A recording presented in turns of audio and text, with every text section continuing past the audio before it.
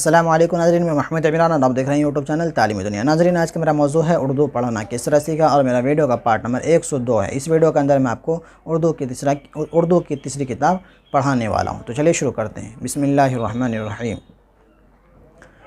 यहाँ तक हम पढ़े थे, यहाँ पर देखें टिक लगा हुआ है और ये 102 नंबर पार्ट है।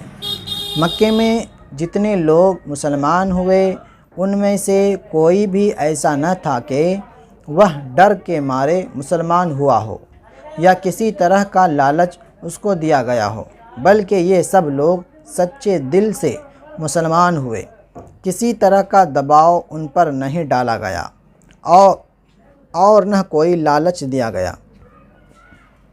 लोग बोलते हैं मुसलमान जो बनता है, इस्लाम धर्म जो कबूल करता है वो लालच से, बिल्कुल नहीं। ये देखें किताबों के अंदर दिया गया है।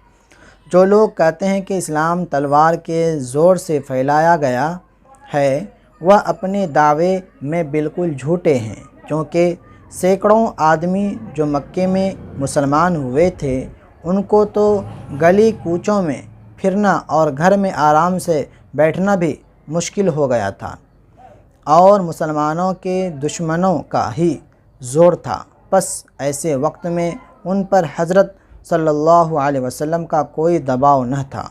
हाँ, अगर था तो खुदा के अज़ाब का खौफ था, उसके अज़ाब का अंदेशा था। तो अपने बुरे कामों और बुरे अक़ीदों की सज़ा का यही सबब था कि वह मुसलमान हो गए और उन्होंने आखिरत के अज़ाब के सामने दुनिया की मुश्किलों और कौम की मलामतों को कुछ न समझा और हमेशा के लिए आग में जलने को पसंद न किया और दुनिया की चंद रोज़ा ज़िंदगी की मुसीबतों को खुशी से सहा। खुदा उन सब पर रहम करे, अपनी बख्शिश के साए में रखे और हमें तौफ़ीक़ दे के हम लोग अपने बुज़ुर्गों की पैरवी करें और आखिरत के दिन उन्हीं के साथ रहें और हमेशा उन्हीं के साथ रहें, आमीन। और ऊपर करते हैं नंबर 7। हज़रत रसूल, यहाँ लाम के नीचे ज़ेर है तो बोलना है रसूल। हज़रत रसूल खुदा सल्लल्लाहु अलैहि वसल्लम अक्सर खुदा का यही कलाम जिसे हम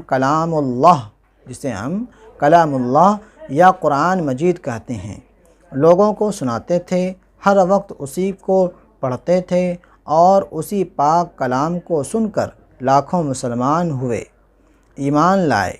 बस हर एक मुसलमान को चाहिए कि वह इस पाक किताब को पढ़े और कोशिश करे कि उसका मतलब और उसके माने समझने के लायक हो जाए, ताकि खुदाए ताला के जो हुक्म उसमें लिखे हैं, ऊपर कर लेते हैं, उसमें लिखे हैं उनको समझ सके और उन हुक्मों के न मानने के जो सज़ा खुदा ताला ने मुकर्रर की है उससे बचने की कोशिश करे, ताकि उसके दिल में फ़ौरन ईमान पैदा हो।